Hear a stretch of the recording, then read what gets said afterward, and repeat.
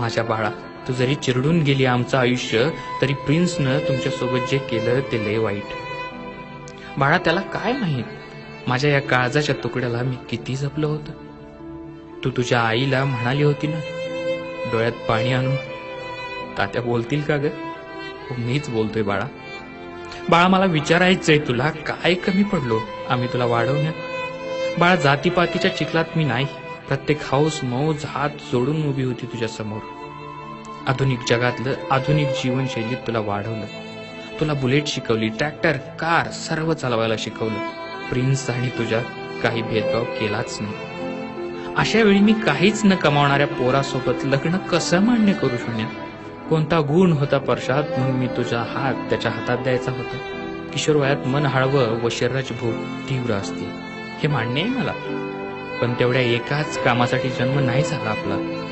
या वयात उज्ज्वल करिअर करायचं सोडून तुम्ही आजकालची पिढी प्रेमातच करिअर करत आहात. बाळा, तुला जीवापाड जपणारी तुझी आई, तुझ्या केसालाही धक्का लागू नये याची काळजी घेणारा भाऊ, आजी, आजोबा, मामा, मावशी, काका, काकी, आत्या, या सगळ्यांचा एकदाही विचार नाही का गाला तुझ्या मनात? एका मुलासाठी एका झटक्यात आम्हाला लाथडून गेलीस. अगं, लहानपणी तुला झोपवण्यासाठी तासन तास खांद्यावर घेऊन फिरायचो ग मी. तेव्हा झोपेतही कोणाकडे जात नव्हती मला सोडून तू. आम्हा सर्वांपेक्षा काल परवा भेटलेला तो एक पोरगा जास्त महत्वाचा वाटला तुला. आरचे, हे आकर्षण फक्त तुलाच वाटत होतं असं नाही, ते प्रत्येकालाच असतं या वयात. काही जगावेगळं सैराट करावं असं प्रत्येकालाच वाटत असतं. कधीतरी बोलायचं होतंस माझ्याशी, नाहीतर आईशी. अगं, सैराट व्हायला का हा एवढाच मार्ग नाही? माझी जिजाऊंनी सैराट होऊन शिवबांना स्वराज्याचा धडा दिला. लक्ष्मीबाईसारखं देशासाठी, मेधा पाटकर आणि समाजासाठी, तर मदर तेरेसा रंजल्या गांजल्यांसाठी सैराट झाल्या होत्या. तुला माहिती आहे का, तू गेल्यानंतर आपल्या तालुक्यात लोकांनी पोरींना शाळा कॉलेजात पाठवणं जवळपास बंदच केलंय. आणि बऱ्याच कवळ्या पोरींची लग्न उरकलेत मायबापांनी अशा सैराट होण्याच्या भीतीनं. तू पळून गेल्यावर त्या वासनांध लांडग्यांची शिकार होण्यापासून वाचली. जर ती अनुभवी बाई आली नसती तर किशोरवयीन परशा तुला वाचू शकला नसता बेटा. मात्र सगळ्याच वाचतात असं नाही ग. मग पाटलेपणाची जाणीव दोघांनाही सतावते. तू गेल्यापासून तुझी आई कधीच हसली नाही ग.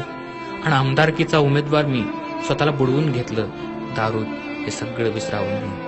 पोरीचे बाप नसलेले काही जण मला बुरसटलेल्या विचाराचे म्हणतील, पण बाळा, आरचे व परशा, मला एकच विचारायचंय, आम्हा सगळ्यांना उद्ध्वस्त करून खरंच तुमचं सैराट होणं जरुरी होतं का? आम्हा सगळ्यांना उद्ध्वस्त करून खरंच तुमचं सैराट होणं जरुरी होतं का? तुझा तात्या. रोज जोक शेअर करत असता, पण आज प्रत्येकानं हा व्हिडिओ शेअर करा.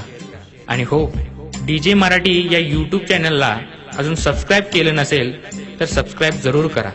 यामुळे मी असे नवीन व्हिडिओज अपलोड केले की तुम्हाला ते मिळत राहतील.